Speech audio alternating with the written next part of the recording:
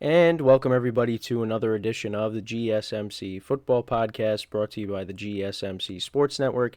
As always, I'm your host, Kenneth Grunfelder, and it's great to have you guys here on this Monday, June 3rd. We have a lot to talk about on the show today. Before I get into that, just want to remind you guys, as always, to tip or donate, get your comments recognized, make sure to go to the following link. That is GSMCPodcast.net. Again, that really helps the show, makes the show more interactive between myself, the host, and you guys, the viewers. Again, that is GSMCPodcast.net. And as always, it is displayed on the ticker at the bottom of the show segment down below.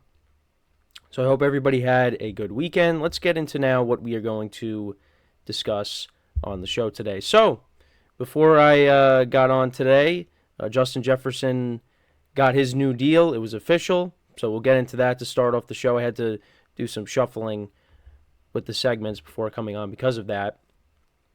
So we'll talk about that in a second. Then I'll continue my schedule breakdown of each team. Today we'll be talking about the Tampa Bay Buccaneers schedule. They won the NFC South last year. My apologies. So we'll get into that, talk about their schedule. I'll give you my early win-loss prediction for them. Then in the third part of the show, we'll talk about what teams that missed out on the playoffs last year, who has the best chance to make the playoffs in 2024. Then we'll talk more about Trevor Lawrence and his contract situation, where that's at currently. And then in the final part of the show, we'll talk about how the Steelers could use Justin Fields in the offense without him necessarily being the starting quarterback. So we'll get into that as well. So, with that being said, let's get into the first topic, which is talking about Justin Jefferson getting his new deal. So, I know we had Nico Collins get a new deal, Jalen Waddle. You know, we saw some guys that are kind of in that second, third tier of receivers. Justin Jefferson is in that one tier when it comes to wide receivers. And, you know, we're still waiting on some other guys to get deals like CeeDee Lamb, Brandon Ayuk, and Jamar Chase and T. Higgins as well. But Justin Jefferson, arguably the best wide receiver in the NFL, he did get paid. And it seemed like it was getting towards that point. It didn't seem like I know I did talk about there being that report that the Vikings may have were possibly going to trade him and move up in the draft and get Malik Neighbors. Now, again, I don't know how true that is, but there was a report out there. But the Vikings wanted to keep him. And especially when you have a young quarterback like J.J.McCarthy that's going to be taking over your franchise and you're hoping he's the guy, you want Justin Jefferson to be there to help him along the way because, you know, he's one of the best wide receivers in the NFL. He's arguably the best wide receiver in the NFL. So you don't want to have to replace him. So they keep him around. They signed him to a 4-year, $140 million contract extension. Now, that includes $110 million guaranteed and $89 million fully guaranteed at the signing. So Jefferson's new salary is $35 million per year, making him the highest paid non-quarterback in the NFL. And this keeps him under contract through the 2028 season. And this surpasses deals for Amon-Ra St. Brown, who also got paid, A.J. Brown, Devontae Smith, Jalen Waddle, Nico Collins, Michael Pittman, Calvin Ridley. His deal surpasses Nick Bosa's, making Jefferson the highest non-paid quarterback in the league, like I just said. And he's one of 5 players ever with 5,000 receiving yards in his first 4 seasons. His 5,899 career yards are nearly 400 more than any other player in the NFL history within that same period. He holds the record for the most receiving yards per game in NFL history with 98.3 yards per game, minimum of 50 games. Improved his average receiving yards per game each year, went from 87.5 to 95.1 to 106.4 and then to 107.4. His best season was in 2022 where he racked up 128 receptions and 1,809 receiving yards. He earned the AP's Offensive Player of the Year award in his first All-Pro honor in 2022. And even with him missing some time with the hamstring injury that he suffered last season, he still surpassed 1,000 yards in 10 games. And he announced the new deal on social media, confirmed that he had signed, and he said, "The deal I had been waiting for since I was a little kid." With the extension in place, the Vikings can begin mandatory minicamp on June 3rd.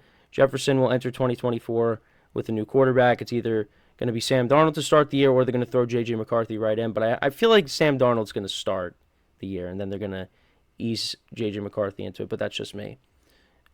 So, yeah, we're going to see how he is with his new quarterbacks. I mean, we saw him play a little bit with, Nick Mullins and Josh Dobbs last season.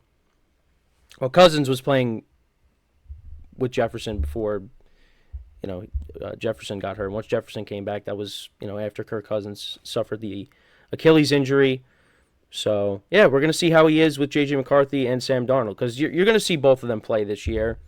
I think J.J. McCarthy will play in some capacity at some point. I just don't know whether he's going to start the year or Darnold's going to start. We're going to have to wait and see what happens with that. I mean, maybe J.J. McCarthy really impresses and he gets a chance to start right away, but I don't know. I feel like they want to ease him into it. But that's just me. It's hard to figure that out between all the rookie quarterbacks because, well, we know Caleb Williams is going to start. I think Jaden Daniels, it's safe to say he's going to start. We know Michael Penix isn't going to start. So, and it seems like it's an open competition with the Broncos as well, with Bo Nix, Zach Wilson, and Jarrett Stidham. And then you got J.J. McCarthy. So we'll see how many rookie quarterbacks are starting week 1, but I think we kind of have an idea. It's probably going to be at least 2 or 3, I would imagine. But yeah, so that's the rookie quarterback stuff. With Jefferson, though, like I said, it was important that they get this deal done. They don't want Jefferson, missing time, and that leaks into the regular season. You don't want that. So, and I don't think there was any indication of that, but they wanted to get this done. And now, like I said, they got him through the 2028 season, and they're hoping that J.J. McCarthy is the guy, and that him and Justin Jefferson are tearing it up for years to come. 2 JJs, JJ to JJ. So, yeah, this was important. And, I know I did my schedule breakdown of the Vikings, and I didn't really have them having the best of records. I think I had them at 7 wins. But, they play in a tough division, and we'll see how the quarterback situation is. Because, again, I like the roster, and this team is definitely going to be competitive. It's just I feel like J.J. McCarthy needs another year. But maybe he comes out and plays really well. I don't know. I got to see how these guys play, to really determine, to really evaluate them. Because, again, college is one thing. When you get to the NFL, it's completely different. So, but, hey, you got Justin Jefferson back, so that's huge. So now we just got to play the waiting game on the other wide receivers. Because you have, like I said, you got CeeDee Lamb that's looking for a new deal, and the Cowboys are trying to get that done. You got Brandon Ayuk, who's looking for a new deal. You got both wide receivers on the Bengals looking for new deals. A lot of wide receivers getting paid. Now we're just waiting on those. We saw, like I mentioned before, the Eagles receivers get paid earlier this offseason. Amon-Ra St. Brown got a new deal. Now Jefferson gets his. So, but there's still more wide receivers that are looking to get paid. And Jefferson got a big deal, and he deserves it because he's been really productive. And, for the Vikings, if you remember, they got the pick that they took to get Jefferson when they traded Stephon Diggs away. And what a replacement Justin Jefferson has been. He's been better than Stephon Diggs. And he's the guy. And, he's got a good wide receiver opposite of him in Jordan Addison. And, you're hoping that T.J.Hockenson comes back healthy next year after the injury he suffered late in the year last year. So, yeah. And let's not forget the Vikings also brought in Aaron Jones. So, they got a good array of weapons for their quarterbacks. So I'm curious to see, how they both are when, games start.